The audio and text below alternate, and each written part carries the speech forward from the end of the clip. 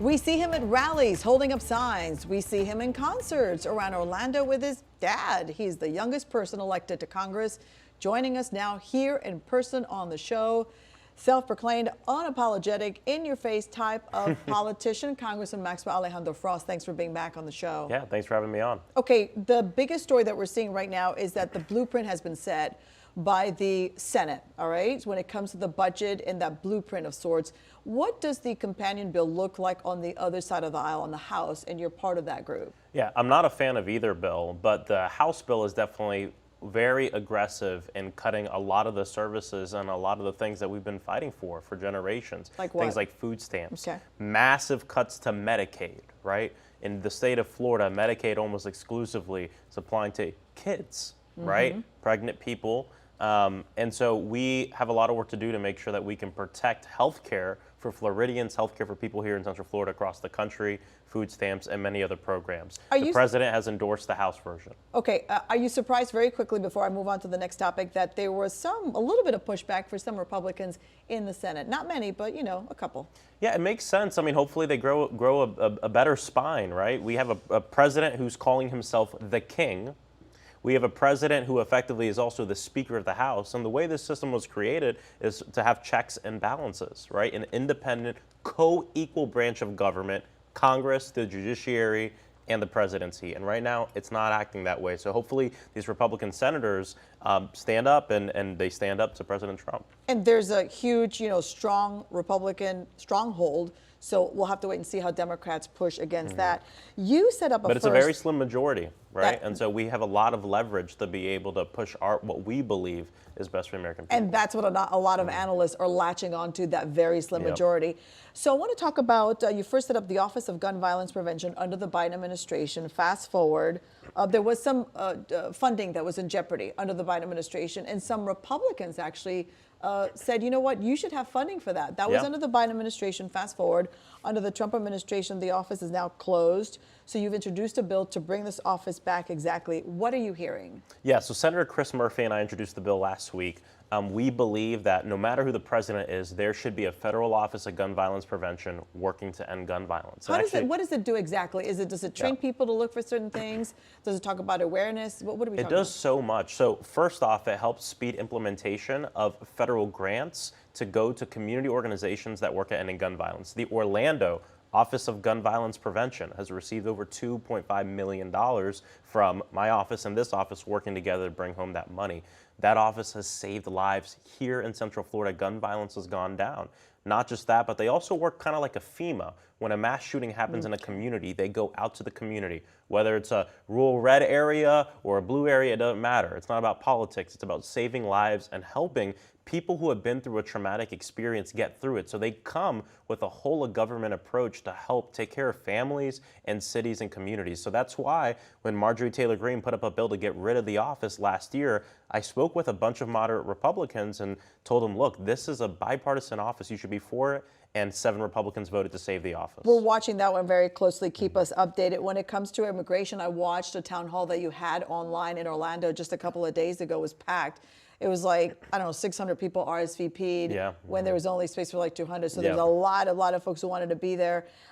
You said, quote, unfortunately, some Democrats have voted with Republicans on immigration. So what does immigration reform look like, very quickly before we move on to the next topic? Yeah, I'll try to be very quick about it. But, unfortunately, there are a lot of people who, because of the election results, are scared. They think the country has taken some sort of wild rightward bend on immigration. It's really not true. I would say most of the country is for making sure that we beef up security in the process at the border. And you do admit that is needed. We do need more resources at the border. We need more immigration judges. We need more attorneys. We need an orderly process there, 100%.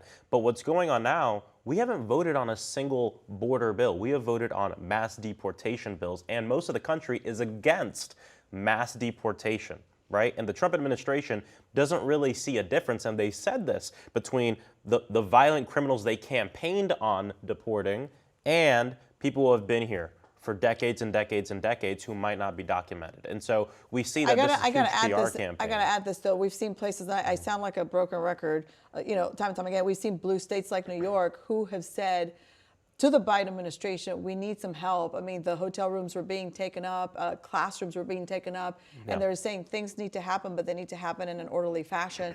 So, you know, it's definitely a work in progress. Yeah.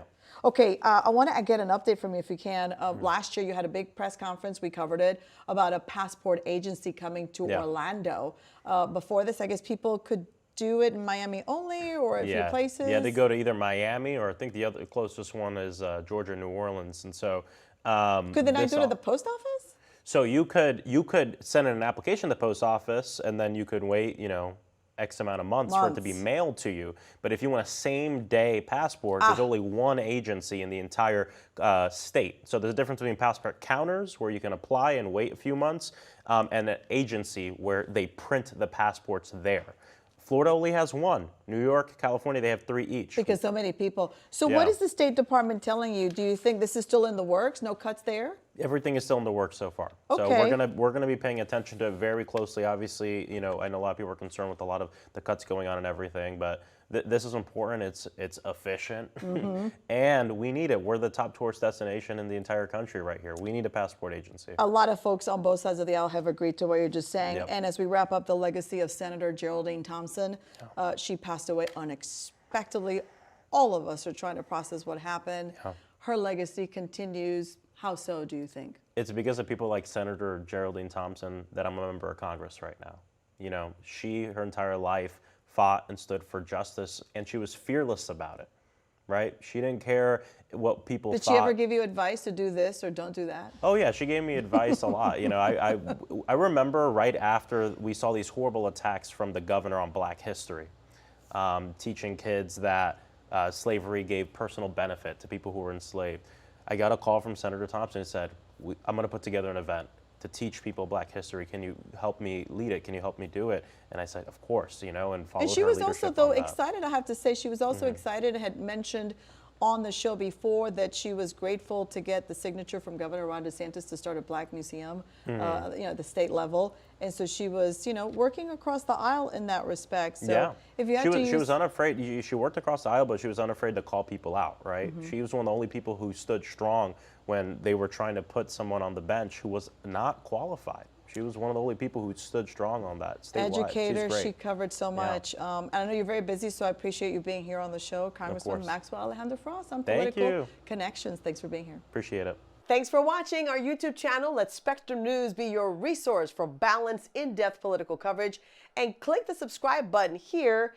You can also download our app and watch us on TV to learn more about the candidates, where they stand on the issues, and more. We'll see you then.